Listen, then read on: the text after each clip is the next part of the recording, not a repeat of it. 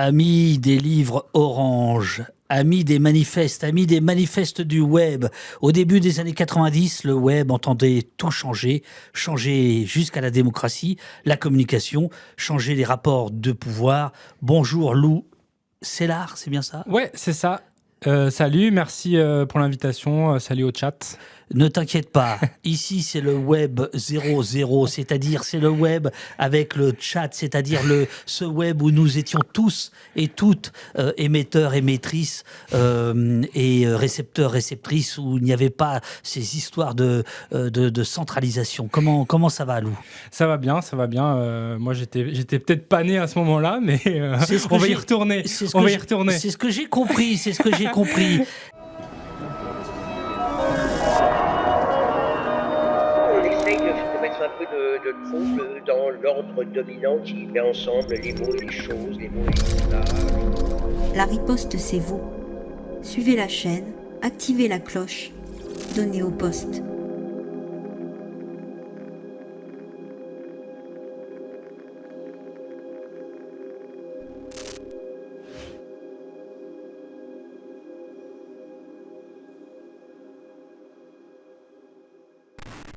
Les hackers avaient leur manifeste, les cyberféministes leur slogan, les libristes leur licence, et puis les GAFAM ont construit leur mur, les États leur filet de surveillance, et l'IA générative a avalé le reste, bien qu'il ne soit pas question d'IA dans ton ouvrage, qui est une anthologie. Tu es chercheur à l'université de Paris-Saclay, tu publies donc Promesses et Utopie, une anthologie des manifestes du web aux éditions B42, dont on va voir qu'ils savent faire des beaux ouvrages.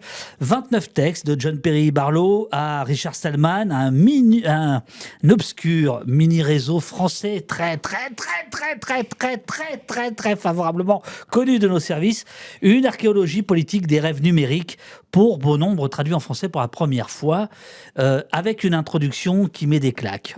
Est-ce que cette présentation va bien? Ouais, très bien, je valide. Un livre 100% sans IA. Un livre 100%, ah oui, bah oui, bien sûr, qui était là avant. Je dis que tu mets une claque parce que en fait, tu nous préviens, la mélancolie de gauche comme position confortable, ça va pas. Nous ne sommes pas là pour être mélancoliques. Ouais, effectivement, c'était un point. En fait, à la base, je pense que c'était un espèce de pied de nez à mes collègues qui, pour beaucoup, en fait, sont dans cette posture de c'était mieux avant, l'âge d'or du web, âge d'or que finalement, en fait, déjà moi que j'ai pas connu en fait, vu que moi j'arrive un peu dans le web. En 2011.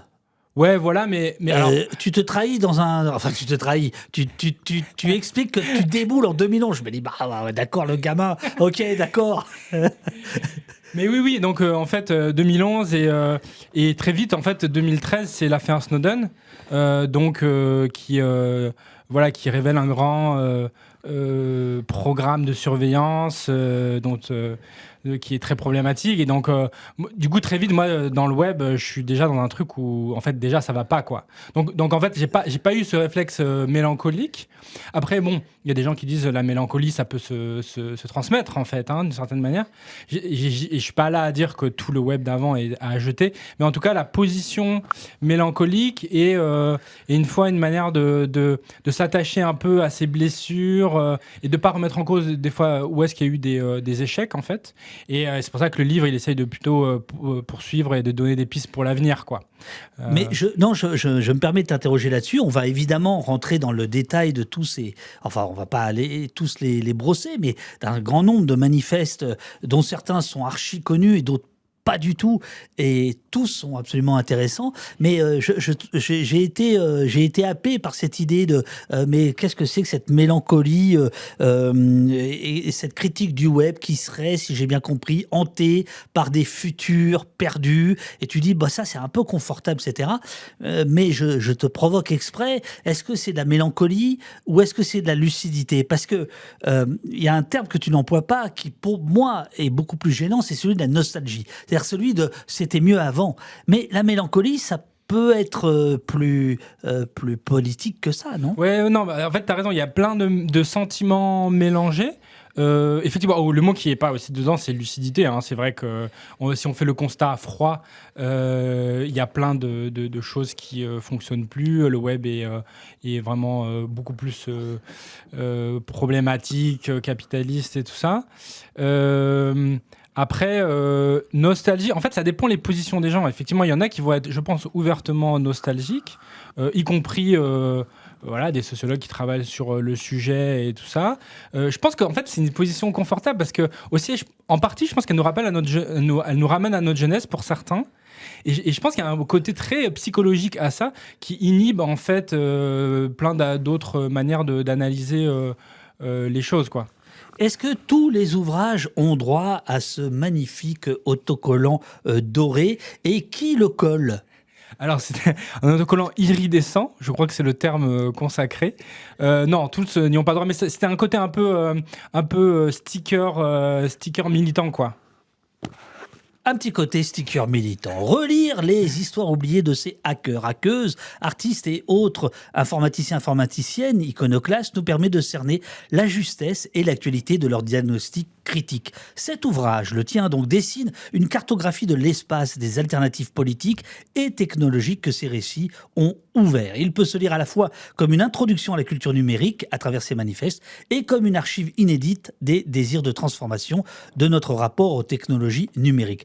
Autrement dit, on parle du passé pour parler du présent et du futur. C'est ça l'astuce. C'est ça un peu le but. Effectivement, à la fois ça fait une archive puisque y a plein de textes qui étaient plus mis en circulation, qui n'avaient jamais été traduits.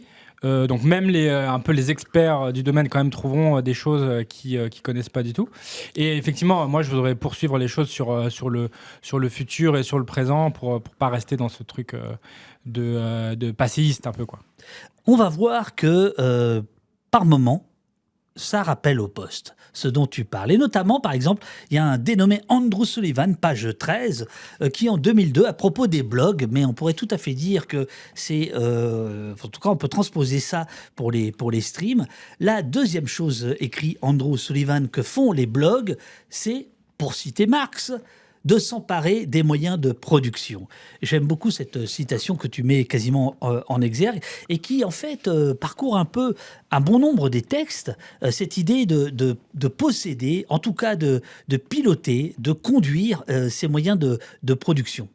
Non, mais ça, c'est sûr qu'il faut... Bon, même si voilà, le web a changé, c'est problématique et tout ça, il y a quand même... Non, mais passons non, mais voilà, il y a quand même des choses qui fonctionnent et qui sont quand même, si on y réfléchit, quand même encore incroyables. Le fait qu'avec quand même très peu de moyens, on peut librement mettre des choses en ligne. Quand on y réfléchit, tu vois, par rapport à la question de la télévision, le fait que quand même, on n'aura jamais accès à la télévision pour plein de gens, en fait. Donc je pense qu'il y a quand même un truc de se dire... C'est quand même encore incroyable qu'on puisse faire ça. Et je pense qu'il faut encore le célébrer et le redire. Alors le problème, c'est qu'on l'éprouver, surtout. Voilà, l'éprouver. Et le problème, c'est qu'on est peut-être par rapport à avant, on n'est pas tous devenus blogueurs. C'est peut-être ça aussi. Il y a eu des moments où on se disait, tiens, le futur, c'est ça, quoi, en fait. Le futur, c'est on sera tous un peu blogueurs. Finalement, bon, on est tous devenus des usagers quand même plus ou moins passifs des réseaux sociaux, quoi.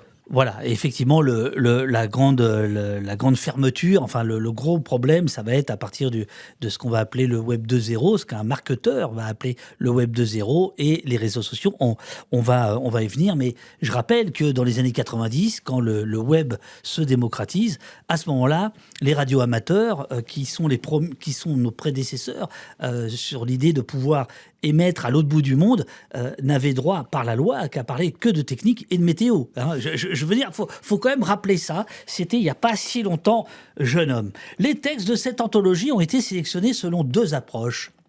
Lesquelles c'est écrit, hein, je peux t'aider, mais...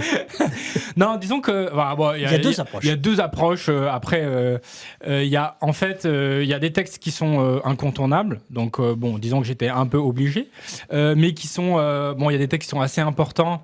Le texte de John Perry Barlow, donc la déclaration d'indépendance du cyberespace, qui est vraiment le texte pionnier qui va beaucoup marquer l'histoire du web, puisque c'est un peu l'idée que l'Internet est un espace inappropriable par les gouvernements.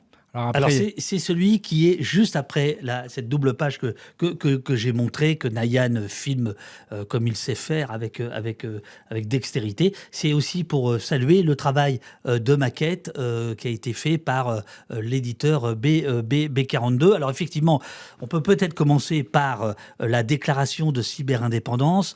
On est en 96, en 1996. Il y a un dénommé John Perry Barlow, qui est un ancien parolier de Grateful Dead. Alors déjà, ça, c'est un problème. C'est-à-dire que ce mec vient des hippies. Bon, bref, admettons.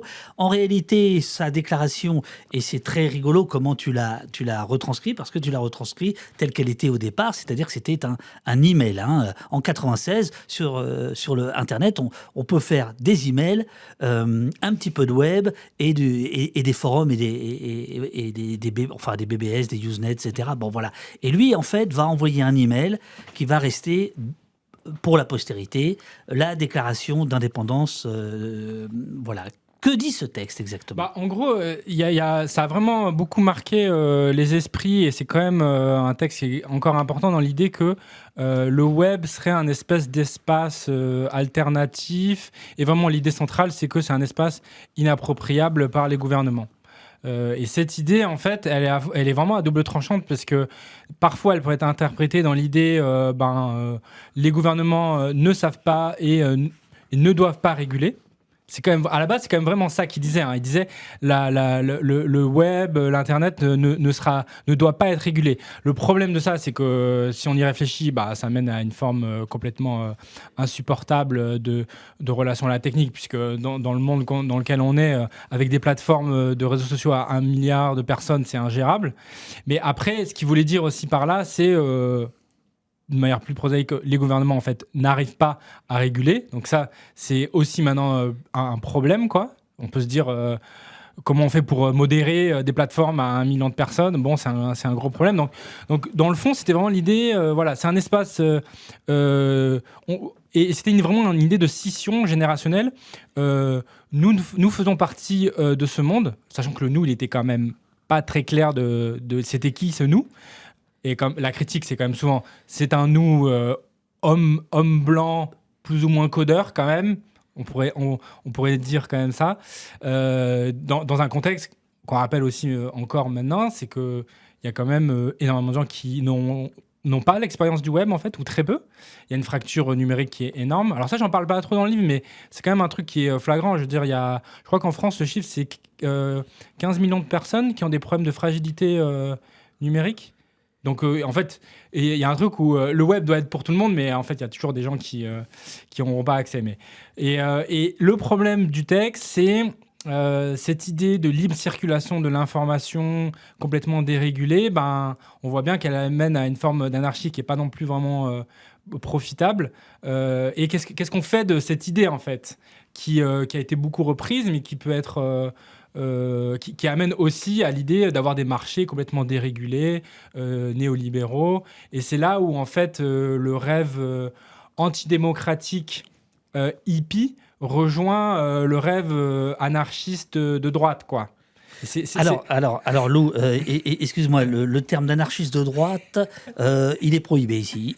On n'a pas le droit de... Je ne sais pas ce que vous avez, il y a déjà eu un invité il y a quelques jours qui a parlé de ça. Là, je l'ai engueulé. Non, ça n'existe pas. Soit on est anarchiste, soit on est de droite. Mais on peut pas... ça va 2 minutes, les oxymores. Hein, ça va 2 minutes. Mais restons sur John Perry Barlow. Effectivement, il y a Supermanchman qui nous dit c'est très états-unien comme vision de la liberté, et c'est ce que tu pointes d'entrée de jeu. Tu expliques en fait ce que tu viens de dire, que en fait il y a probablement un malentendu du côté de ce côté-ci de l'Atlantique sur la vision de la liberté qui va être prônée par John Perry Barlow et par d'autres. Et là, je voudrais t'entendre là-dessus. Alors en fait, je pense je pense que la confusion, elle peut être, si on regarde le côté effectivement du point de vue états-unien et plus européen, on va dire d'une certaine manière, c'est que je pense que John Perry Barlow, il y avait finalement une vision très individualiste de la liberté. Et je pense que c'est un gros problème, c'est même une contradiction du texte. C'est-à-dire comment à la fois on peut se dire on va avoir des réseaux qui vont où on va pouvoir individuellement construire des communautés d'intérêts partagés et tout ça, et comment on va construire des communautés quand même en même temps. Et ce truc, le texte est quand même, si on le relit maintenant, un plaidoyer quand même très individualiste. Donc ça, je pense qu'il y a une confusion là-dessus. Et après, il y a aussi peut-être une confusion qui est liée à cette idée de liberté de circulation de l'information, où c'est pas toujours très clair de quel côté on peut l'emmener. Mais bon, ça dépasse, je pense, le texte de John Perry Barlow. Voilà, il y a aussi l'ambivalence du terme free, à la fois libre et gratuit. Et en fait, les deux ne sont pas tout à fait équivalents. En fait, on va aller dans d'autres manifestes, mais c'est important, me semble-t-il, de rester dans ton idée qui est de dire que en fait, ce qui aurait bâti, c'est ta thèse, ce qui aurait bâti le web du début, on va dire, puisque ce qui t'importe, c'est le web dans cette anthologie, en fait, a pavé la route des Peter Thiel et des Elon Musk de ce monde. Ce qui est très désagréable à lire, je ne te le cache pas, mais que veux-tu dire par là ? En fait, c'est l'idée que si on est dans une forme de désenchantement et qu'on dit il faut revenir à l'âge des pionniers et il faut remettre en avant du coup un certain nombre de valeurs de l'internet qui peuvent être l'ouverture de l'information, la transparence, le partage et tout ça. Le problème qui se pose, c'est qu'il y a de plus en plus d'études, y compris les miennes, mais pas que, qui montrent qu'en fait ces valeurs, elles sont extrêmement ambiguës. Elles sont de plus en plus ambiguës. Donc si on prend l'exemple de la question de l'ouverture. Tu dis même qu'elles sont structurellement de droite, en fait. Alors, potentiellement, en fait. Donc pour nous, c'est plus qu'ambigu. Je ne sais pas si tu sais où tu as foutu les pieds. Y en a, oui, il y en a qui sont, par exemple, en ce moment, tout le discours autour de la souveraineté numérique, je pense qu'il y a un impensé sur le fait que la souveraineté, si on revient à un truc très basique, c'est quand même toujours un peu la loi du plus fort, quoi. Donc c'est vraiment la construction des frontières et le maintien des frontières. Pour moi, effectivement, c'est quand même toujours un peu un truc quand même plutôt de droite, quoi. Mais après, il y a des valeurs qui ont été beaucoup portées par les mouvements sociaux, disons plutôt de gauche, progressistes, l'ouverture de l'accès au code source, l'ouverture des données, la réappropriation des outils et tout ça, qui en fait, au fur et à mesure, dans plein de domaines, se sont révélés très problématiques. Donc, sur l'open source, c'est le fait que l'ouverture n'a pas empêché la captation de la valeur par les GAFAM, en fait, et ce qu'on vit en ce moment, par exemple, autour de l'IA générative, finalement, ça n'aurait pas été possible si le web avait été aussi ouvert. C'est-à-dire, pour entraîner ces données, pour entraîner ces IA, en fait, la base, c'est quand même le fait que ces sociétés ont aspiré le web, quoi, une bonne partie. Parce que le web est ouvert ou parce qu'ils n'en ont rien à foutre du copyright. Oui, parce qu'en fait, on apprend que toutes, une après les autres, ont pillé également les librairies, les livres, enfin, les bibliothèques, je veux dire, les livres, etc., où là, il y a une histoire de copyright. En tout cas, mettre un ouvrage à disposition de tous, c'est pas la même chose que de le mettre à disposition d'une entreprise qui va ensuite ressortir tout ça d'un coup, quoi. Ouais. Et puis après, c'est aussi, je pense, lié à des idées peut-être plus philosophiques. Bon, après, ça nous emmène dans un autre terrain, mais en fait, j'avais travaillé un petit peu avec le philosophe Emmanuel Alois, qui, lui, beaucoup travaillé sur la notion de transparence, donc l'idée qu'il y aurait une libre circulation de l'information et un rapport où le fait de voir l'information, ça serait presque comme déjà la connaître, quoi. Et lui, par exemple, il a relu donc lui, il fait un travail de philosophe que moi, je ne sais pas faire. Donc, il a relu, par exemple, tous les livres des Lumières et il s'est rendu compte que notre imaginaire politique autour de la transparence et de l'ouverture, il est beaucoup marqué par les Lumières, en fait. Or, en fait, il y a plein de considérations dans ces textes-là où ils n'étaient pas forcément en faveur de la transparence, voire même, ils n'en parlaient même pas. Donc voilà, quand Rousseau il parle de cette espèce d'idée qu'il faudrait être tout le temps ouvert et tout ça, et puis et que en fait il écrit des livres où il passe son temps à cacher des choses. Enfin, il y a toujours une part d'ombre dans ses ambitions, dans ses valeurs, ce qui pose un problème si on veut les remettre en avant et au goût du jour, en fait. Alors, j'ai oublié de te demander, avant d'entrer dans les autres manifestes, enfin j'en ai sélectionné quelques-uns, en fait, lequel a ta préférence ? Je crois que celui qui est le plus intéressant, c'est L'Aube des réseaux. Donc, c'est un texte de Geert Lovink et Ned Rossiter, qui en fait est vraiment qui donne plein d'idées pour construire des réseaux alternatifs. Donc, et ça, je pense, c'est là où il y a un potentiel assez fort de se dire bon. Il y a plein de moyens technologiques, on peut créer des réseaux, que ce soit des radios libres, des médias indépendants, avec plus ou moins d'internet dedans et tout ça, mais ça pose quand même plein de soucis. Alors c'est pas facile de s'y prendre, donc c'est quoi les bonnes règles de gouvernance, c'est quoi la bonne échelle. On sait que en fait ça fonctionne plus ces plateformes avec 1 milliard de personnes, il faut revenir à des tailles plus petites, comment on s'y prend. Donc ils ont un texte quand même plutôt lucide et assez pratique en fait sur... Alors, je crois pas que tu donnais le titre du... Alors c'est le texte de Geert Lovink et Ned Rossiter. Voilà, donc c'est La naissance des réseaux. La naissance des réseaux. C'est pas 53, il date de 2018. Alors, il date de 2018, mais ça, c'est la nouvelle version. La nouvelle version, c'est un texte qui date de 2005 à la base, donc qui est quand même relativement ancien, on va dire. Et voilà, donc c'est vraiment celui-là que je trouve qu'il y a le plus de potentiel. Après, c'est pas celui, par exemple, où il y a le plus de... Les textes les plus marrants sont quand même plutôt les textes cyberféministes, où il y a un côté plus poétique, mais en termes de celui qui a le plus de potentiel d'avoir une réception et de servir, en fait, de servir la pratique, je pense que c'est vraiment celui-là. Et alors, qu'est-ce qu'il défend, celui-ci ? Il défend l'idée en fait, il y a un monde avant et après les réseaux sociaux. Et ça, c'est important de le dire dans le contexte où ces personnes, surtout Geert Lovink, en fait, viennent du monde autonomiste et des réseaux entre art et activisme des années 80. Donc, c'est les radios libres, l'agitprop, les happenings, avec quand même déjà des technologies dedans.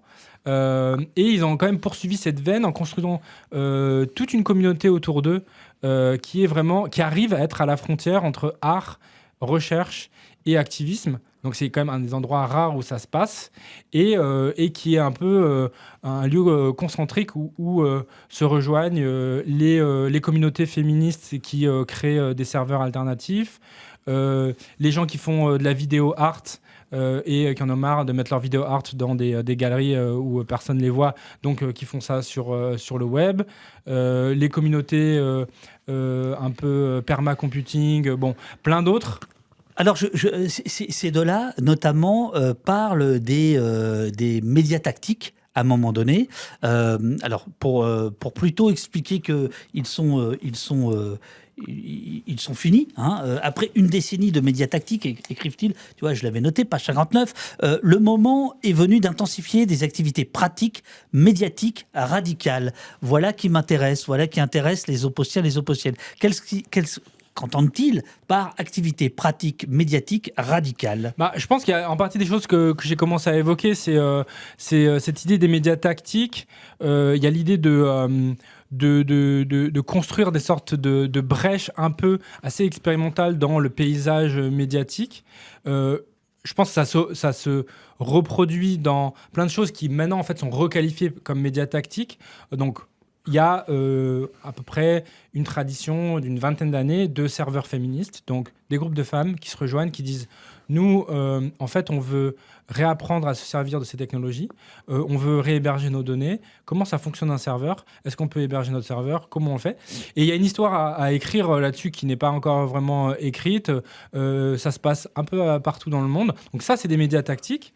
Il y a ce genre de choses. Il y a, comme j'ai dit, des communautés un peu arty, vidéo art qui font ça. Il y a plein de radios pirates. Donc il y a plein de choses comme ça qui sont en fait éparses. Et c'est OK. C'est le principe des médias tactiques. On n'est pas là pour... En fait, l'idée, c'est qu'on n'est pas là pour recréer des institutions d'une certaine manière.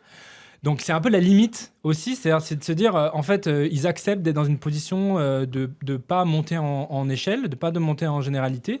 Donc, c'est un peu un contraire de l'entrepreneuriat qui consiste à, en fait, créer sa start-up et créer un monopole derrière, quoi. Et c'est pour ça que je suis heureux que tu parles de ça, parce que tout à l'heure, je disais, alors évidemment de manière extrêmement modeste, il y a quelque chose d'opposte là-dedans, puisque notre but n'est pas de croître. Et même, on est par rapport à plein de médias indépendants, on est plutôt en rupture par rapport à ça.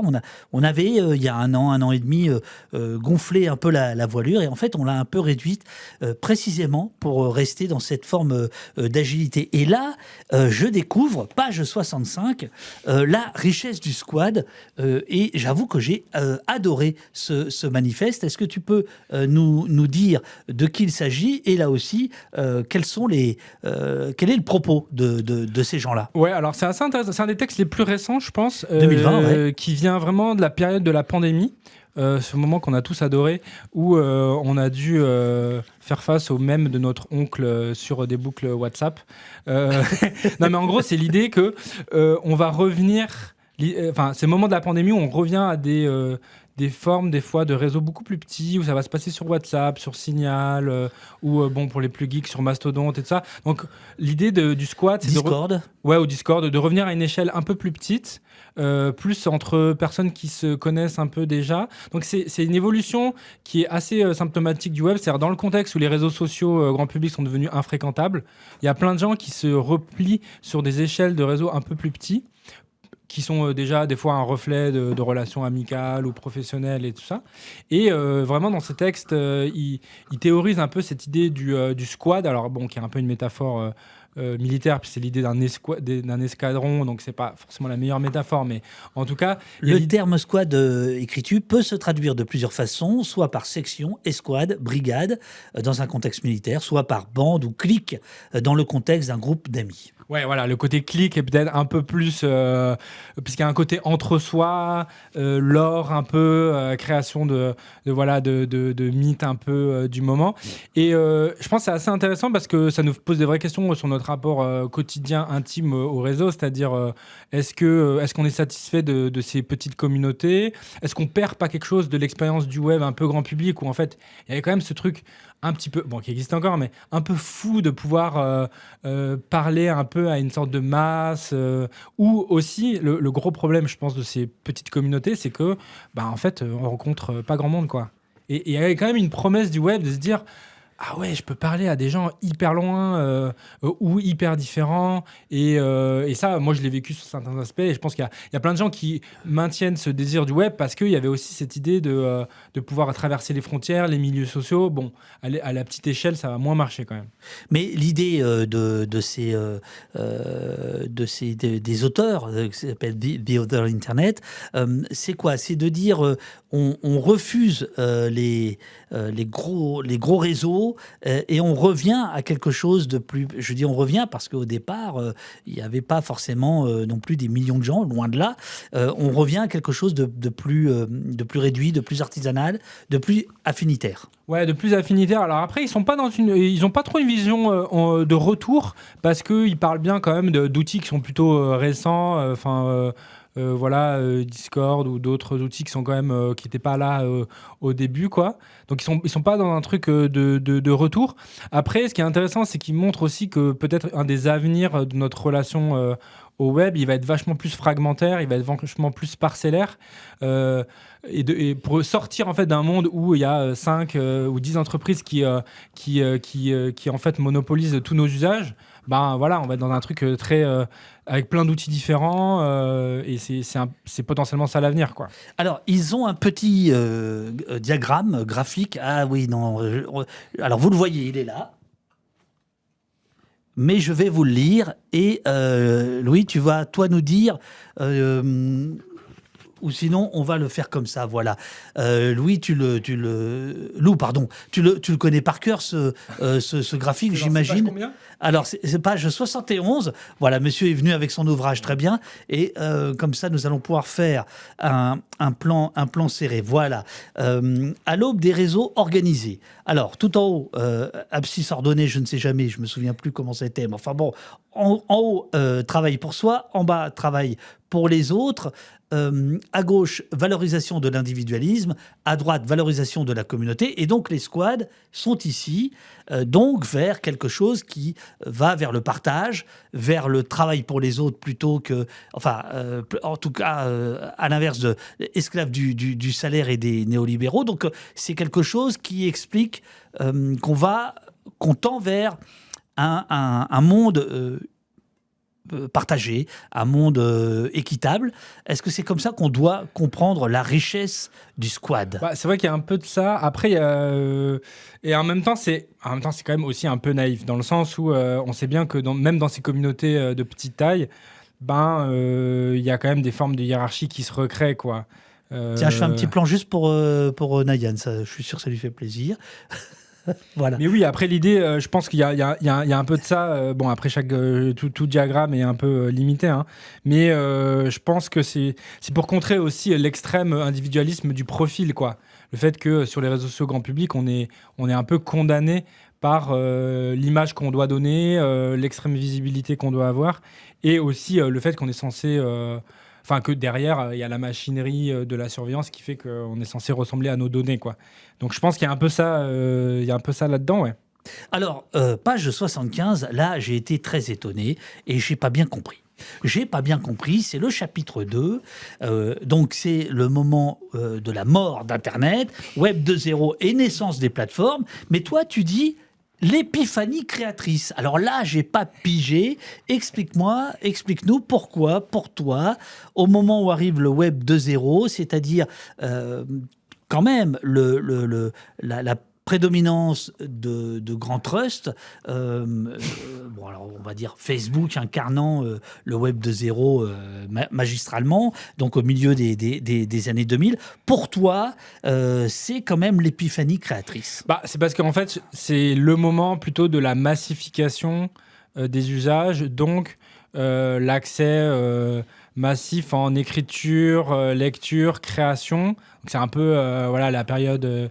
des amateurs, et donc c'est pour ça que c'est épiphanie, dans le sens où le web arrive à un niveau de maturité et une massification des usages, dans le sens où, ok, il y a une épiphanie avant, mais c'était quand même un peu une épiphanie de geeks plus ou moins lettrés, quoi. Et donc, je pense que c'est un peu ça. Après, je suis d'accord que ça vient avec le fait que le web est un peu, resserré dans un monde capitaliste, ça c'est sûr.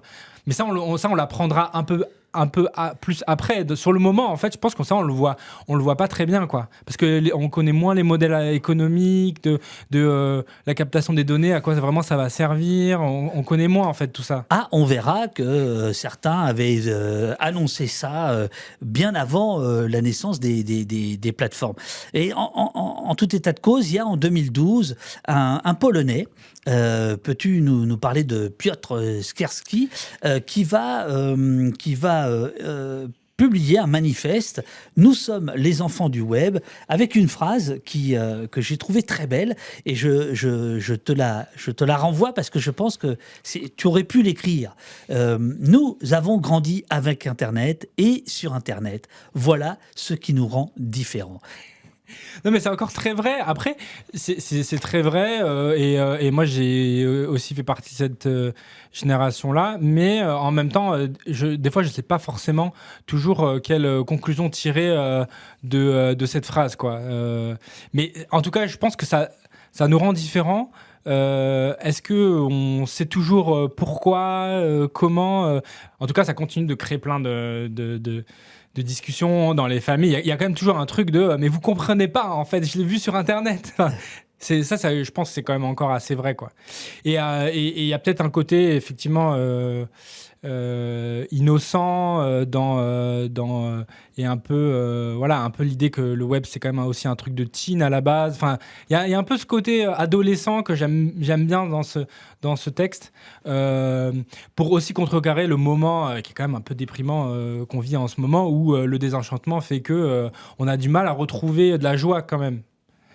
Ce qui me semble apparaître, mais dis-moi si je me trompe, c'est que peu à peu, les artistes vont être moins féconds, vont moins produire de textes au profit d'autres catégories de personnes. Est-ce que je me trompe par rapport à ça?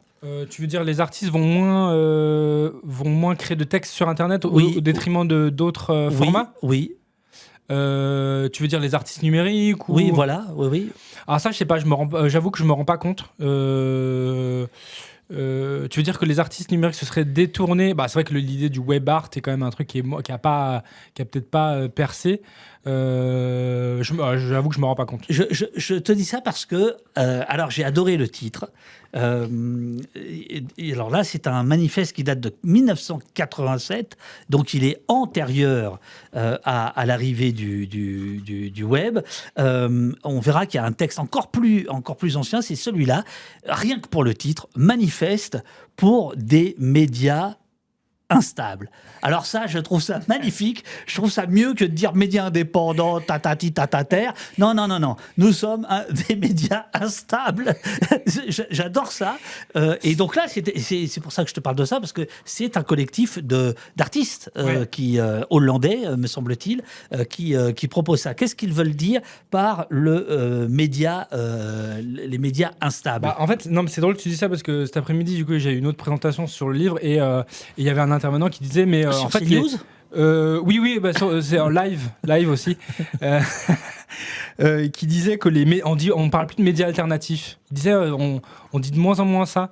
Mais je suis assez d'accord que le côté média instable, ça serait presque à revendiquer comme tu disais, dans l'idée que peut-être il faut pas forcément croître, qu'il y a en fait des choses à construire dans ses marges et aussi dans une forme de précarité qui est une forme d'économie de moyens qui suffit, quoi, sans IA générative par exemple. Oui. Donc ce que j'aime bien, donc c'est un texte qui vient des Pays-Bas, là où en fait et où il y avait un vivier, et il y a encore un vivier très fort de ces médias tactiques, donc qui vont vachement prendre ces métaphores d'instabilité, de glitch, de déstabilisation, qui ont des histoires différentes, que ce soit dans l'histoire de l'art, que ce soit avec des choses liées au happening, à l'agitprop, mais aussi dans le code, avec l'idée que c'est en fait en détournant les protocoles, en détournant les manières d'organiser l'information, qu'on va construire des choses différentes. Donc après, c'est un truc béaba pour les artistes, c'est-à-dire ils passent leur temps à prendre des médiums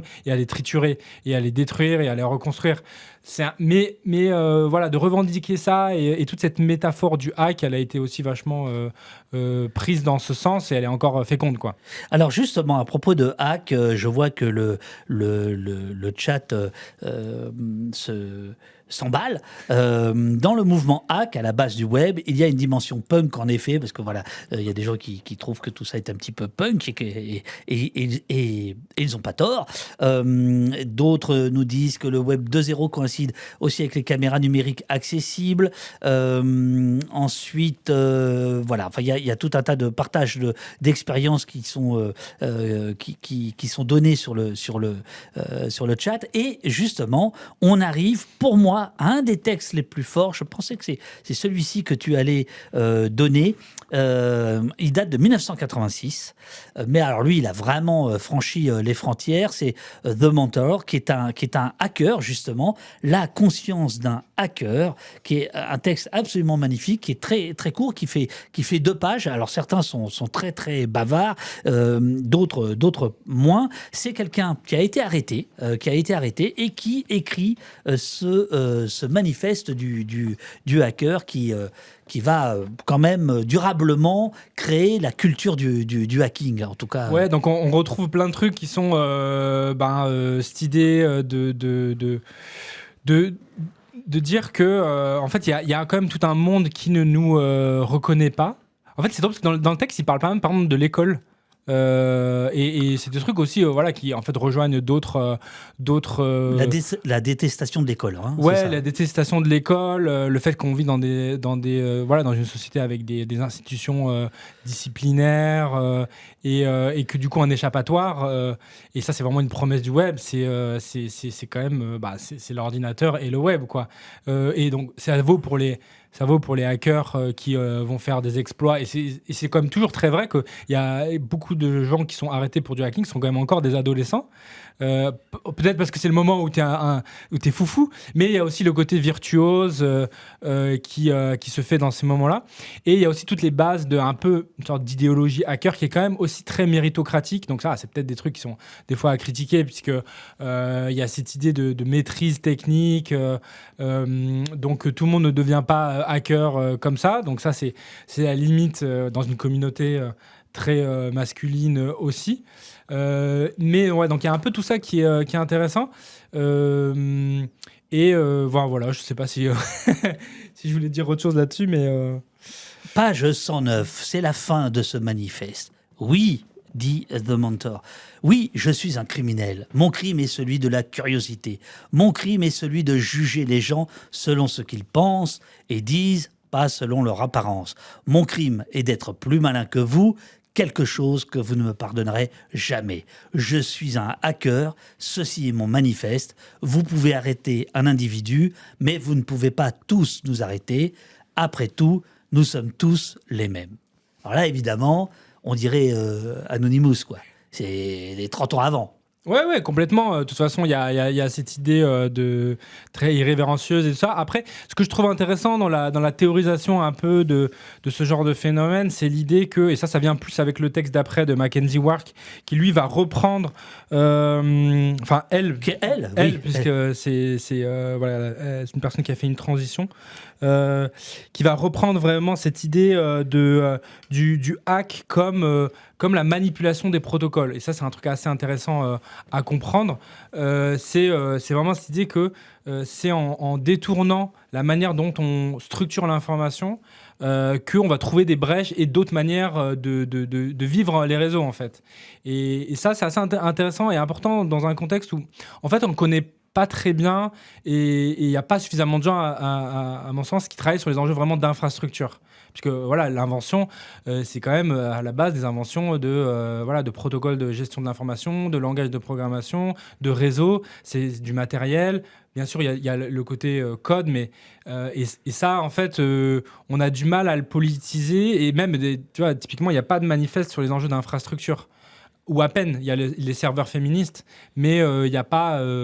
donc voilà, et pour théoriser ça, c'est aussi de montrer qu'il y a des enjeux cachés qu'on ne connaît pas très bien. Donc avec l'arrivée des plateformes, un des gros enjeux, c'est par exemple la question des API. Donc ça, pour les gens qui ne connaissent pas, les API, c'est Application Programming Interface. Donc c'est un protocole, c'est une sorte de porte d'entrée pour diffuser des données.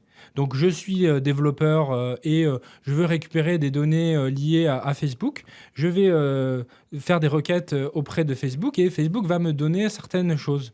Et donc, par exemple, Facebook a créé toute une écologie de développeurs à partir de ça. Et c'est le nerf de la guerre. C'est-à-dire, nous, en tant qu'usagers, on interagit sur ces plateformes. Ces plateformes, elles récupèrent nos données. Et ensuite, ces données, elles passent par où? Elles passent par un protocole qui est cette API. Cette porte d'entrée, quoi. Et ensuite, c'est ça qui nourrit le marketing prédictif et tout ça. Donc, le nerf de la guerre à politiser, c'est l'API, c'est l'infrastructure. Et pour la détourner, il faut la hacker. Donc, voilà. Et ça, ces mécanismes-là, en fait, ils sont pas hyper faciles à expliquer. Il n'y a pas suffisamment de gens qui travaillent dessus. Donc, c'est pour ça que je trouve ça assez intéressant de revenir sur ces enjeux de hacking. Au-delà du côté flamboyant, en fait. Je préfère reparler du coup de trucs très froids qui sont, en fait, comment ça fonctionne. Et alors, le hacking, on va le retrouver beaucoup dans le chapitre 4, dont j'ai l'impression que tu as eu du plaisir particulier à le faire, la généalogie cyberféministe. C'est un des chapitres, me semble-t-il, les plus copieux. Et où la question du hacking est absolument centrale, où en gros il faut hacker les genres comme il faut hacker les machines. Est-ce que tu peux nous parler de ces différents manifestes? Alors il y en a un de 500 pages qui n'est pas dans ton livre, voilà. Il y en a qui sont longs de 2 pages. Il y a donc une farandole de manifestes cyberféministes. Qu'est-ce que tu en retiens? En fait, ce qui est assez intéressant, c'est déjà ce qu'il y a à retenir du cyberféminisme, c'est qu'il y a une tradition de création de communautés alternatives autour beaucoup de ces serveurs féministes. Ça a commencé à la fois en Australie, à la fois au Canada, dans les années 90. Déjà, je pense qu'il faut s'intéresser à ces communautés parce que c'est des exemples où bien avant plein d'autres personnes, il y a ces groupes de femmes qui se disent en fait on va se réapproprier les moyens de création. Ensuite, il y a des manifestes qui sont très disparates. Ce qui était intéressant avec le cyberféminisme, c'est que globalement, c'est un mouvement qui n'est pas très sorti des écoles d'art et de design. Donc il est connu parce que c'était plutôt un mouvement artistique, de happening, qui a eu aussi toute une histoire un peu plus théorique, avec la création de listes de diffusion. Mais je pense qu'il y a plein de choses différentes. Il y a l'idée, bien sûr, aussi d'aller au-delà des binarismes. Ça, c'est le côté, effectivement, hacker le genre. Donc ça vient beaucoup dans le texte de Legacy Russell, qui s'appelle « Survivance du glitch ». Et elle, donc c'est tiré d'un livre qui s'appelle Glitch Feminism, publié chez Verso en anglais, qui travaille pas mal cette idée du hacking des genres, qui a aussi ses limites parce qu'à un moment les métaphores on peut pas les faire sonner dans tous les sens et tout ça, mais ça c'est quand même encore très fort. Après il y a d'autres enjeux qui sont en gros, pour moi les féministes sont comme toujours les meilleurs matérialistes. Donc en fait, pour penser la relation entre corps, technologie, expérience, on a besoin en fait de ces textes-là. Et exactement pour faire face à John Perry Barlow, qui avait une vision très cérébrale en fait de l'information. Et je pense qu'il y a vraiment toujours des dichotomies comme ça entre corps et esprit. Et on voit bien que l'IA, par exemple, il y a un truc, l'IA n'est pas présente là aussi parce que c'est des gens qui sont fous de l'étude du cerveau. L'IA, elle est basée sur des mécanismes du cerveau. Alors que le web, c'est aussi être devant son ordi, naviguer. Et ça, c'est le corps, quoi. Alors, je ne sais plus quel est le texte, quel est le manifeste, mais il y en a un qui m'a bien marqué. Je pense que c'est un des manifestes cyberféministes. Et je rebondis parce que tu as employé le terme corps, qui nous explique qu'en fait, il faut se réapproprier le corps parce que, grosso modo, dis-moi si je m'égare, grosso modo, le web nous a fait oublier nos corps. Hein, c'est-à-dire que on voyage de manière immobile, le corps a été perdu. Et donc là, les féministes nous alertent en disant non, attention, il y a des enjeux autour des corps qu'il faut absolument prendre à bras le corps, si je puis le dire. Effectivement, je pense qu'il y a à la fois, il y a plusieurs versants. Il y a le côté oui, les deux corps, le corps et le corps. il y a le fait que via le web, le corps a été énormément médiatisé, quoi. D'une certaine manière, les corps n'ont jamais été aussi visibles. Après, ça pose la question quel corps, quoi. Et puis il y a aussi ramener la question de l'expérience du web comme une expérience corporelle. Et ça, c'est vrai, c'est des choses qui sont peut-être un peu étudiées par plutôt la sociologie des usages. Donc c'est les gens qui restent avec les gens qui utilisent le web et qui regardent comment on le regarde, dans quelles conditions, est-ce que c'est dans sa cuisine, à quel moment, dans les transports. Et ça, en fait, ça c'est plein de postures corporelles qui orientent les usages, qui structurent en fait plein de rapports à l'attention. Mais voilà, donc je pense que même la focalisation sur l'attention, je pense qu'elle est encore trop cérébrale, quoi. Alors, parmi les textes qui vont irriguer la généalogie cyberféministe, il y a un manifeste de Donna Haraway, qu'on cite souvent au Poste, qui écrit-tu, se réapproprie la figure du cyborg, un être hybride à la frontière entre l'humain et la technique, voire entre les espèces, pour enjoindre les féministes à abandonner les catégories traditionnelles de genre, de technologie et de la politique moderne.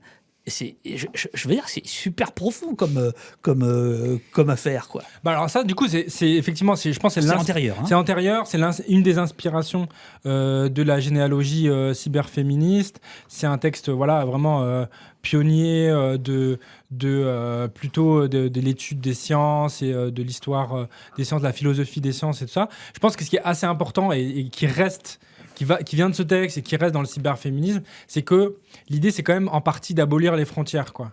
les frontières de genre et aussi une réflexion sur notre animalité, puisque Donna Haraway elle a écrit plein de textes aussi pour montrer en fait comment finalement on n'est pas si loin certaines fois de certains animaux. Donc là il y a là aussi la frontière des espèces et tout ça. Donc ça je pense c'est encore des réserves hyper fortes, mais c'est vrai que c'est je pense une des inspirations qui est encore hyper importante et bon, elle est quand même bien, elle est bien connue, elle est bien traduite en France et d'ailleurs en ce moment, si j'ai bien compris, il y a une nouvelle traduction qui est en train d'être faite par des groupes féministes de Donna Haraway, de son manifeste Cyborg. Donc, ce qui veut dire que voilà, que ça continue de nourrir ces communautés, quoi. Alors, tu as dit tout à l'heure qu'il y avait singulièrement de l'humour dans les manifestes cyber-féministes. Il y en a un dont le titre, moi, m'a fait bien marrer, le manifeste de la Bitch mutante, voilà. Et pourquoi, selon toi, il y a plus d'humour là que dans les autres? Est-ce que les gars se prennent un peu au sérieux quand Alors, même, il y a à la fois il y a des trucs un peu sentencieux parfois. Ouais, il y a un peu de ça. Il y a les gars se prennent au sérieux. Il y a aussi, je pense que c'est les manifestes les plus arty. Les plus et aussi qui sont assez importants dans l'idée d'avoir un rapport littéraire et poétique à la chose, quoi. Et voilà, donc ça c'est assez intéressant de voir que ça vient plus des féministes, au moins, enfin en tout cas en ce qui concerne les manifestes. Après c'est aussi à double tranchant dans le sens où par exemple le rapport littéraire que cette communauté a avec le langage de la cybernétique est pas évident et c'est pas toujours facile de comprendre si c'est un rapport de célébration de ce langage, de la circulation de l'information et du contrôle, puisque donc la cybernétique c'est une science de l'après-guerre qui est une science du contrôle et qui est quand même à la base a été là pour calculer les missiles balistiques de guerre, quoi. Donc c'est quand même pas très drôle comme histoire d'où ça vient. Et donc le rapport littéraire à cette idée de circulation de l'information, de feedback et tout ça. Et en fait, ce que ça montre, c'est que, et ça c'est aussi un apport des cyberféministes, c'est qu'en fait on a un rapport très ambigu à ces technologies et tous les manifestes sont quand même, on peut dire, comme tous quand même très pro-technologie, dans un monde où en ce moment on se dit en fait peut-être il en faudrait un peu moins, y compris pour des raisons environnementales, peut-être qu'en fait il faudrait moins de technologie, donc moins de web en fait. Mais il n'y a aucun manifeste qui dit ça par exemple. Non, parce qu'à l'époque, il y a cette idée que justement, c'est quelque chose qui va dépolluer, qui va permettre d'éviter le transport de plein de choses, etc. Bon, là-dessus, grave erreur. On arrive vers la fin, on arrive vers ce chapitre-là, vers une souveraineté technologique. Alors, tu en as parlé un petit peu tout à l'heure. Tu as parlé tout de suite, tu as parlé des frontières. Tu en parles dans le texte de présentation, parce que chaque chapitre, évidemment, est introduit par un texte de ta plume. Et en fait, je me faisais la réflexion tout à l'heure en t'écoutant, parce que le terme frontière revient souvent. John Perry Barlow, dont on a parlé au tout début, c'est pas pour rien qu'il va lancer une association électronique Frontier Foundation. Mais l'idée même de frontière est quelque chose de très nord-américain, de repousser la frontière, etc., au prix d'un génocide, mais voilà, mais on repousse la frontière, on va toujours plus à l'ouest, etc. Et est-ce que là, il n'y a pas, par exemple, un malentendu qui peut y avoir avec l'Europe s'est fait la guerre pour des histoires de frontières, évidemment. Et d'ailleurs, tu reviens sur la souveraineté, tu la dates. J'aimerais bien que tu nous dises de quand, parce que moi, j'ai appris ça, je trouvais ça fascinant. Mais voilà, est-ce qu'on ne doit pas faire gaffe dans tous ces textes qui sont quand même pour la plupart anglo-saxons, bercés par cette idée de frontière? Si, alors ça, c'est vraiment un truc assez fondateur de la culture numérique, comme tu dis, qui est très nord-américain. Donc l'imaginaire, c'est l'imaginaire en fait colonialiste de l'expansion géographique, qui, faut le rappeler quand même, la Silicon Valley, la vallée du Silicon, c'est parce que pendant longtemps, il y avait des usines de semi-conducteurs, donc de puces, et donc qui sont faits en partie avec du silicone. Donc ça, c'est des choses on oublie un peu. Et ensuite, au tournant des années 80, cette production-là a été en fait amenée en Asie, mais au prix quand même à la fois d'enjeux environnementaux hyper forts. Donc il y a une origine colonialiste en fait de l'expansion technologique et qui est en partie aussi reproduit dans le web, puisque ces communautés de hippies qui ont imaginé l'expansion du web, en fait, c'était aussi les mêmes qui projetaient en fait les voyages intergalactiques et la colonisation de la Lune ou de Mars, quoi. Donc voilà. Donc l'imaginaire, il vient de là, donc il n'est pas très drôle. Et c'est vrai qu'en ce moment, il y a tout un discours autour de il faudrait qu'on retrouve une souveraineté technologique. Alors, c'est pas toujours très clair ce que ça veut dire, mais disons que dans le langage courant, c'est plutôt pour des enjeux géopolitiques, géostratégiques, de dire en fait, il faut qu'on maîtrise nos données dans le contexte du règlement européen où il faut que les données des Européens restent en Europe. Dans le contexte de surveillance, qui fait que avec le Cloud Act américain, la FBI, les services de renseignement américains peuvent avoir accès à nos données des Français, des Européens, à partir du moment où elles sont chez des entreprises américaines. Donc ça, c'est le débat légal, c'est un conflit légal entre RGPD en Europe et le Cloud Act américain. Donc c'est pour ça qu'en ce moment, on parle beaucoup de ça. Et donc ça, j'en parle parce que je suis un peu obligé. Et en fait, dans cette histoire-là, qui occupe le débat médiatico-politique, il y a quand même un autre sens de souveraineté qu'on a un peu oublié, c'est plutôt l'idée d'une souveraineté plus individuelle, qui est en fait, en gros, une sorte de désir d'autonomie du sujet. Donc c'est un sens plus philosophique d'autonomie. Et donc ça, dans le contexte du web, ça passe par la réappropriation des moyens de création de l'information. C'est pour ça qu'il y a plusieurs manifestes qui sont là-dessus. Donc le manifeste GNU de Richard Stallman, c'est quand même intéressant parce que Richard Stallman, c'est un Donc gars... là, il faut dire qui il est et quel est ce manifeste. À la base, c'est un gars, il en avait marre de ne pas pouvoir réparer son imprimante. Donc les imprimantes ont toujours été des trucs insupportables, ça n'a pas changé, et donc il s'est dit ok, bon bah en fait je vais construire un système un petit peu technico-légal pour faire en sorte qu'on puisse bidouiller, réparer, et donc ça a donné en partie le mouvement open source, quoi. Après il y a d'autres manifestes qui sont un peu dans le même sens de retrouver des moyens pour arriver à avoir un contrôle et une sorte de maîtrise de l'accès à l'information. Donc Aaron Swartz, aussi un personnage hyper important, donc c'est peut-être un des militants des libertés civiles en ligne le plus connu, qui a aussi eu une fin tragique, puisque... Alors, Aaron Swartz, on lui doit beaucoup de programmes, on lui doit, parce que c'est un génie à part entière, on lui doit énormément de choses. Lui, il est très influencé justement par John Perry Barlow, et en fait, il va en 2013 se suicider. C'est un martyr, il va devenir un martyr de la cause du libre, on va dire, et effectivement, il parcourt ton ouvrage ici ou là. Rappelle-nous son manifeste, enfin ses faits d'armes. Ouais, en fait, alors les faits d'armes, il y en a plusieurs. Il y a sur les aspects techniques, c'est une des personnes qui a contribué à la création des flux RSS. Alors ça, c'est pareil, je pense que les gens ne savent pas forcément.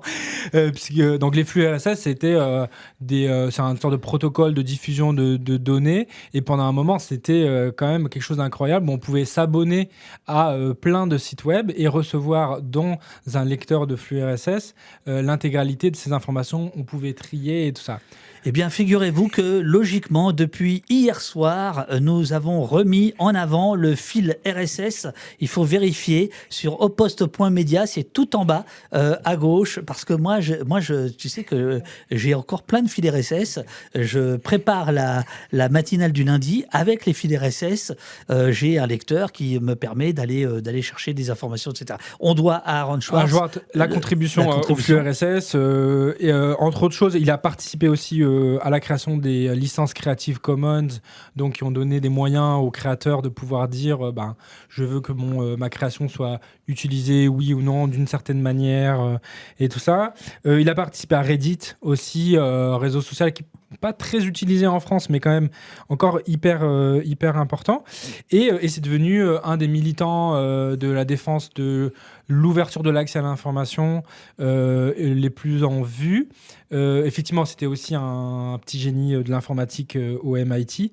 Et donc, c'est un manifeste pour une guérilla en faveur du libre accès. Donc, lui, voilà, il avait une vision guerrière du truc, puisque donc, malheureusement, il s'est suicidé, en partie puisque il avait téléchargé énormément de publications académiques via l'accès à la librairie les bibliothèques du MIT, et qui les a mis librement en ligne, et il s'est fait donc accusé, voilà. Et par ailleurs, c'était aussi quelqu'un qui avait qui était dans une dépression au-delà Voilà. qui était causée par ça, mais je veux dire au-delà de ça. Mais on peut dire que d'une certaine manière, il va quand même payer de sa personne. Donc en fait, il subit une procédure du FBI pour vol de données. On parlait tout à l'heure des géants de l'IA qui ont pillé bien plus que lui. Et alors, dans ce chapitre, arrive ça. Alors ça, je suis heureux. Le manifeste du web indépendant 1997. Qu'en sais-tu de ce manifeste? Alors moi, je sais que j'avais 6 ans. Oh merde! Et je sais que tu y es quand même un peu pour quelque chose. Entre autres personnes, mais du coup, moi, j'aimerais bien apprendre l'histoire. Là, c'est le moment où on fait l'intervieweur interviewé pour nous dire qu'est-ce qui s'est passé à cette époque pour toi. Alors, merde. Donc, alors, c'est l'émanation, ce manifeste du web indépendant qui existe toujours, qui est toujours en ligne dans un site qui s'appelait Usine avec un Z, le manifeste du web indépendant. L'Usine qui était en fait une sorte de blog avant l'heure d'un certain nombre de webmestres, comme ça qu'on s'appelait, de gens qui s'étaient réunis dedans. Alors, tu parles de journalistes, il y a quelques-uns qui sont journalistes ou qui vont le devenir, mais ça n'est pas forcément la majorité. Mais ce sont des gens qui sont là au tout début du web, dont un dénommé David Machin, qui a un site qui s'appelle La Rafale, qui n'existe plus. Et Usine va donner naissance à un CMS avant l'heure, un outil de publication en ligne qui s'appelle toujours SPIP, qui est toujours en activité. Et donc là, on est en 97. Et je ne sais pas pourquoi on était très pessimiste. Et je vais lire page 196. Donc alors, en fait, le manifeste est anonyme. Donc il y a des gens qui sont sortis du bois, qui ont dit « Bah ouais, j'ai écrit une petite virgule ici ou là ». Dans le mini-réseau, il y avait donc un certain nombre de gens qui vont devenir journalistes. Ça leur appartient à eux de dire si, s'ils ont contribué ou pas, puisque c'est le deal. Mais je crois savoir... Il y avait Tariq Krim aussi. Tariq Krim était dans les parages. Il était on avait des réunions conspiratives dans les bars parisiens. Donc tu avais 6 ans. Ah ouais, d'accord. Mais Tariq Krim, j'en parle. Tu en parles J'en parle un peu dans l'intro parce que c'est un peu un des entrepreneurs. Alors lui, il va devenir un entrepreneur. Voilà, il va devenir un entrepreneur du web français, avec notamment une des plus grandes réussites de l'entrepreneuriat français dans le monde numérique, qui était NetVibes, que moi j'ai pas du tout connu pour le coup. Et en ce moment, c'est vrai que c'est quelqu'un qui est vachement revenu sur cette histoire-là, parce que lui, il a un point de vue qui est devenu plus économique sur la question, de dire en fait, il y a une nécessité à reparler de l'histoire du web. Pour pas que aussi les jeunes pensent que en fait le web c'est que ce qu'on a maintenant, et que c'est que 5 entreprises, et je pense que lui il souffre un peu, ou il a envie de parler plutôt du manque de diversité qui, vu son parcours, doit plus passer par le marché. Donc c'est vrai que pour avoir un web différent, il faudrait qu'on ait des formes d'entreprises différentes. C'est pour ça que je dis qu'il était dans les parages, parce que Tariq, il avait déjà une idée de business. c'était le plus américain d'entre nous, on pourrait dire. Mais dans le mini-réseau, je peux le dire, il y avait une dénommée Mona Chollet, qui sera fort connue par la suite pour ses ouvrages féministes. Voilà. Et donc, je voulais lire un paragraphe, page 196. Voilà ce que le mini-réseau écrivait face aux sites commerciaux, aux messages publicitaires agressifs, destinés à ficher et cibler les utilisateurs. Je rappelle, on est en 97, hein. Putain, ils sont forts les mecs, hein. Et les filles. Le web indépendant propose une vision respectueuse des individus et des libertés. Il invite à la réflexion et au dialogue. Quand les sites d'entreprise se transforment en magazines de l'information et de divertissement, quand les mastodontes de l'info-spectacle, alors je rappelle, ça c'est 7 ans avant Facebook, hein, et tout le tralalaire après. De l'infospectacle, des télécommunications, de l'informatique et de l'armement investissent le réseau. Le web indépendant propose une vision libre du monde, permet de contourner la censure économique de l'information, sa confusion avec la publicité et le public reportage, sa séduction à un spectacle abrutissant et manipulateur. Tout est là. Tu pourrais le réécrire aujourd'hui. Ça pourrait être la baseline de Post. Voilà. Mais dis-moi, pourquoi tu mets ce manifeste qui est quand même moins... qui est d'ailleurs beaucoup plus court que les autres, mais qui n'a pas forcément la même portée que d'autres. Ils ne sont pas tous non plus forcément géniaux. Est-ce que c'est parce que tu t'es dit il faut quand même que je mette un texte qui émane de la France, ou est-ce que parce que dans tes recherches, il est revenu plusieurs fois? Alors, ouais, je sais pas trop. À la fois, je pense qu'il est revenu. Je pense qu'il y avait effectivement peut-être le petit côté. J'ai quand même envie de me mettre des petits Frenchies là-dedans. Et après, y repenser maintenant, mais je sais pas si c'était intentionnel quand je l'ai fait. J'aime bien aussi le truc de le web, c'est aussi un truc de webmestre du coin, tu vois. Et c'est quand même encore en partie vrai, c'est-à-dire pour reparler de l'action de la fracture numérique, en fait, s'il n'y avait pas un réseau de médiation, s'il n'y avait pas des gens de manière locale qui savaient un minimum en fait manipuler un peu les ordinateurs, les mettre un peu ensemble et aider ceux qui savent pas faire. Ce truc de webmestre, de maintenance un petit peu au jour le jour, ça, en fait, ça montre aussi que en fait, le web c'est un truc fragile, que on a besoin de gens pour le maintenir. Tu vois, pour pas dire que qu'on est dans un monde d'information complètement éthéré où en fait ça coule de source et tout ça, ce qu'on essaye de nous faire croire avec la métaphore du cloud ou avec l'IA générative, où on voit pas que en fait il faut qu'il y ait des gens derrière et des infrastructures pour que ça tourne, quoi. Alors je me demande si Donne la Papate, tu parlais d'artisans du web, alors là, c'en est un, ne vient pas d'utiliser l'IA parce que son texte, j'ai pris le train en marche, mais le sujet est cool. Je me demande si je vais pas me mettre ce livre sur ma liste. Ça sonne comme du chat GPT, mon cher Nicolas. Et bon, on veut pas, tu es le bienvenu, mais on est bientôt à la fin. Mais je pense que c'est une émission qui peut t'intéresser en rediff. Et un bouquin, Promesses et Utopie, une anthologie des manifestes du web. Il y avait une question dans le chat il y a quelques instants qui nous demande, Timorophile, beaucoup de critiques de l'innovation ou des techniques sont plutôt réactionnaires. Peut-on être critique sans devenir réactionnaire? Et peux-tu nous présenter des pistes? Oui, alors être critique sans être réactionnaire, oui, effectivement, il y a... En fait, il y a beaucoup de critiques de l'internet qui sont réactionnaires. Je sais pas, je dirais pas forcément ça. Moi, je dirais que les réactionnaires, ils sont quand même plutôt pro-technologie, quoi. Après, oui, effectivement, il faut faire au-delà, autrement. Est-ce que... Attends, c'était quoi la question? Est-ce qu'on peut être critique sans être réactionnaire? Alors, en fait, Timorophile parlait d'un groupe qui est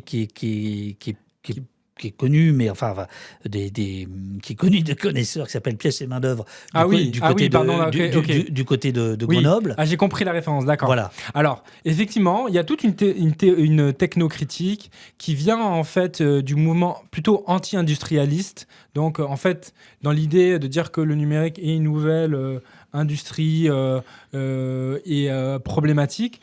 Et le problème, c'est qu'il y a plein de ces personnes qui, donc Pièces et Main-d'œuvre est une représentative de ça en France, qui, de manière problématique, sont souvent soit ouvertement antiféministes. Donc, si je dis pas de bêtises, c'est par exemple quelqu'un comme Renaud Garcia, je crois, qui écrit des livres vraiment hyper problématiques, ou aussi qui sont sur des enjeux plus vraiment sur des enjeux environnementaux. Ils sont vraiment, par exemple, à défendre une vision de séparation entre la nature et la culture, entre la nature et le monde industriel. Choses qui ont été vraiment très remis en cause par toute l'anthropologie et tout ça. Donc le problème, effectivement, c'est comment rester anti-technologie sans verser dans une veine qui ferait comme si, en fait, par exemple, la nature pouvait être complètement prémunie de toute, ou devait être prémunie de toute intrusion.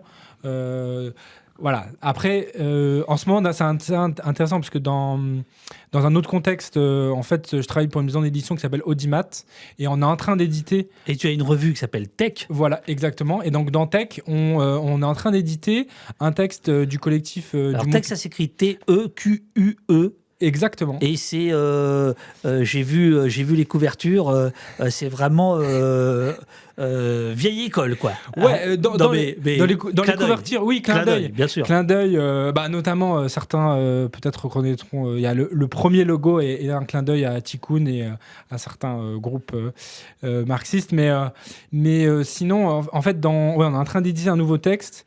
Donc Audimat. Chez Audimat, dans la collection Tech, qui est une sorte de manuel de comment faire face un peu aux réactionnaires, en fait. Et comment d'une certaine manière, rester technocritique sans être réactionnaire. Et alors, donne-nous des en fait, ça passe en partie par vraiment la critique de ces textes-là. Notamment, alors moi, parce que je travaille plus sur les enjeux environnementaux, en fait, cette scission entre cette volonté de défendre à tout prix une nature inchangée, en fait, c'est complètement obsolète par rapport à l'évolution du monde où, en fait, le capitalisme et la technologie a déjà envahi le monde. Donc, on n'est plus dans un truc de dire vivons dans les ruines du capitalisme plutôt que de dire qu'il ne faut pas que le capitalisme envahisse la nature, quoi. Donc là, il y a un peu des confusions. Mais non, je pense que dans le problème de l'anti-industrialisme et de ces technocritiques, c'est en partie qu'ils sont très passéistes aussi. Donc là, il y a quand même aussi une vision de retour, parfois un espèce d'âge d'or qui est complètement fantasmé et tout ça. Je pense qu'il y a ces aspects-là. Après, ils sont, voilà, il y a aussi pourquoi ils ont été critiqués, c'est qu'ils sont aussi réactionnaires sur plein d'autres aspects qui n'ont pas forcément de rapport avec la technologie. C'est pour ça qu'on en a beaucoup parlé. C'est aussi parce qu'ils sont ouvertement anti-LGBT, anti-féministes et tout ça. Je pense qu'il y a quand même beaucoup pour ça qu'on en a parlé. Et le problème, c'est que certaines fois, sur certains aspects, à certains moments, on va être d'accord avec leur critique technologique. C'est là où c'est pas forcément facile, quoi. Bon, heureusement, moi, pour l'instant, je discute pas trop avec eux, donc. On parlait tout à l'heure de. Alors, moi, je les connais pas, mais c'est toujours un peu délicat de. Voilà, ils ne sont pas là pour répondre. S'ils veulent le faire par un petit texte, ils pourront le faire. Voilà. J'ai lu des choses d'eux, mais il y a très longtemps, donc j'ai pas tout à fait suivi le virage. Alors, je voudrais quand même qu'on termine avec l'intelligence artificielle, qui est donc l'absent de cet ouvrage, mais pour des raisons très simples. Cet ouvrage est là pour le web. Mais il me semble que tu as travaillé data, comment ça s'appelle déjà Data Activist. Data Activist. J'ai travaillé chez Data Activist, ouais. Voilà. Alors, chercheur au sein de la coopérative française Data Activist, où tu aidais les organisations à expliquer et documenter leurs algorithmes, hein, c'est bien ça? Ouais. J'ai fait ça, ouais. C'était dans le passé, je veux dire. Voilà, mais je fais plus ça maintenant. Mais voilà, mais alors la question que je voulais te poser, tu as parlé à différentes reprises de la question environnementale qui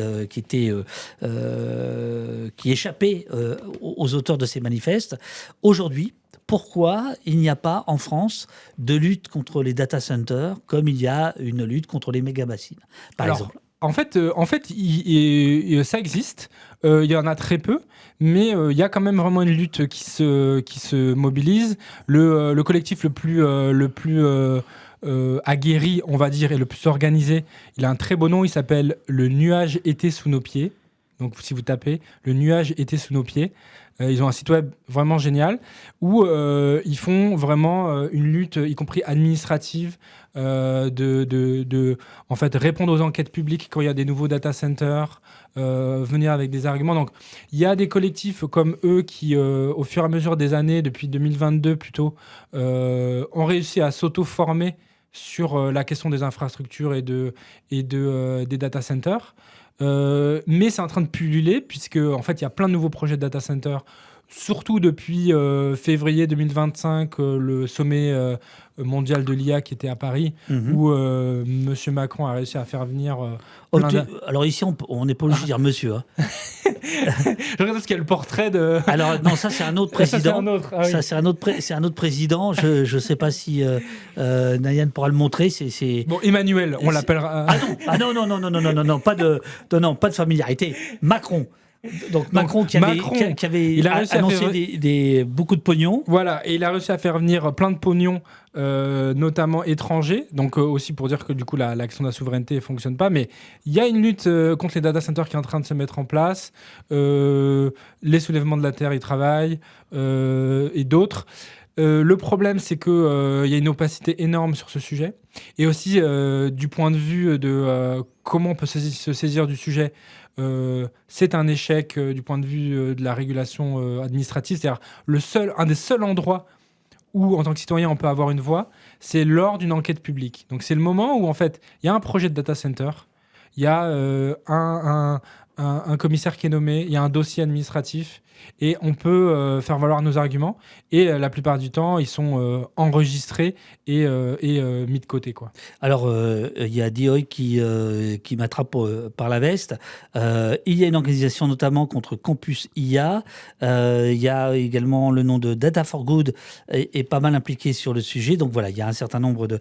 Et il y a Emeric qui nous dit que Infomania, qui est un hébergeur suisse, fait tourner son data center en 100% en énergie renouvelable. Bon. Tant mieux. C'est mieux que du pétrole. C'est toujours mieux que du pétrole ou du gaz, mais après ça va pas tout faire, puisque effectivement il y a beaucoup cet argument de dire en France, alors Infomania qui sont quand même beaucoup plutôt en Suisse, mais enfin je pense qu'il doit peut-être faire référence à ça parce que c'est un campus à Genève qui est beaucoup mis en avant pour son efficacité énergétique, mais effectivement en France le discours c'est de dire on a plein d'électricité, on a plein de centrales nucléaires, donc l'énergie, c'est pas un problème. Et on a plein de déchets nucléaires qui vont avec. Voilà. Il est temps de laisser les uns et les autres se procurer ton ouvrage et de le lire parce que c'est du solide, c'est du dense. J'ai deux petites questions rituelles. La première, c'est as-tu une recommandation culturelle à faire ça peut être un film, un disque, des timbres, n'importe quoi, j'en sais rien. Là, le premier truc, je pense que ça va être le dernier truc que j'ai vu, c'est une expo à la Poste Rodier, donc, qui est dans le 9e, qui est un lieu géré par... à Paris, qui est géré par le pavillon de l'Arsenal. C'est une exposition qui s'appelle Stock, qui est une exposition sur les architectures de la logistique. Donc s'intéresser à l'invisible de nos vies, le monde de la logistique, le monde des data centers, qui font que les choses circulent, mais on ne s'en rend pas bien compte, quoi. Comment s'appelle l'exposition ? Stock. Stock. Très bien. Et l'autre question, la question rituelle, qu'est-ce que nous avons fait pendant 1h15 ? On a jacassé. C'est bien. Merci. Continuons. Merci à toi. Bonne chance pour la sortie du bouquin. Je redonne la couverture. Promesse et utopie, l'anthologie des manifestes du web. Merci.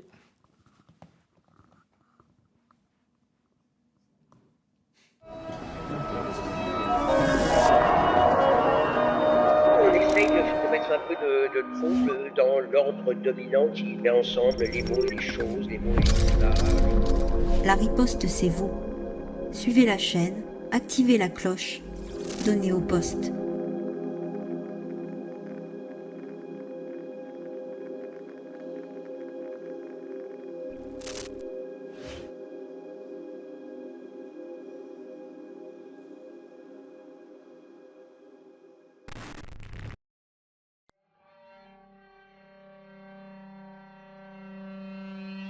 Qu'avons-nous fait au poste?